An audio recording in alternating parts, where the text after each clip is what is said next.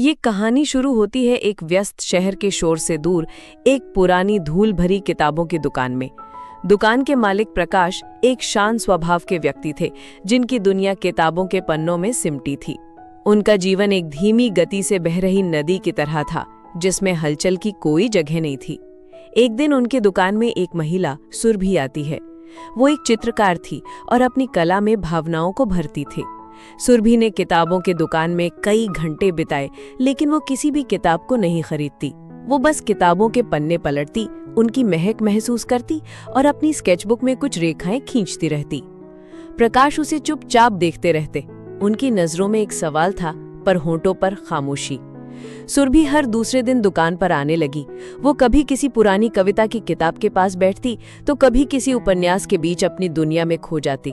प्रकाश भी अब उनकी आदतों को जानने लगे थे। वो जानते थे कि सुरभि को पुरानी किताबों की महक बहुत पसंद है और वो हमेशा पीछे वाली अलमारी से कोई किताब निकालती है। उनके बीच कोई बातचीत नहीं होती थी, कोई नमस्ते या क्या हाल है नहीं, बस आंखों की एक हल्की सी मुलाकात, एक फीकी सी मुस्कान और फिर खामोशी। लेकिन इस खामोशी में ही एक अनोखा रिश्ता पनप रहा था। प्रकाश को लगने लगा था कि सुरभि के आने से उनकी दुकान में एक नई रोशनी आ गई है। वही पुरानी किताबें अब उन्हें ज्यादा सुंदर लगने लगी थी। एक दिन दुकान में तेज बारिश के कारण बिजली चली गई।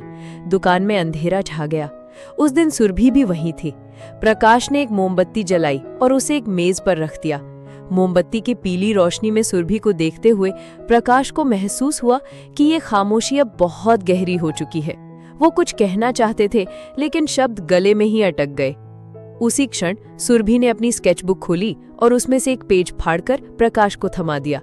उस पेज पर कोई चित्र नहीं था, बल्कि एक कविता लिखी थी।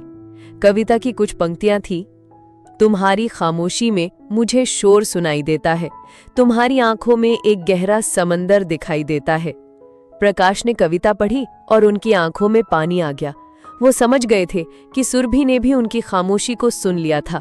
उन्होंने कोई जवाब नहीं दिया, बस अपनी दुकान के दरवाजे से बाहर निकलकर एक छोटी सी गली में खड़े होकर बारिश में भीगते हुए कहा, तुम्हारी खामोशी को मैंने अपनी जिंदगी बना लिया है।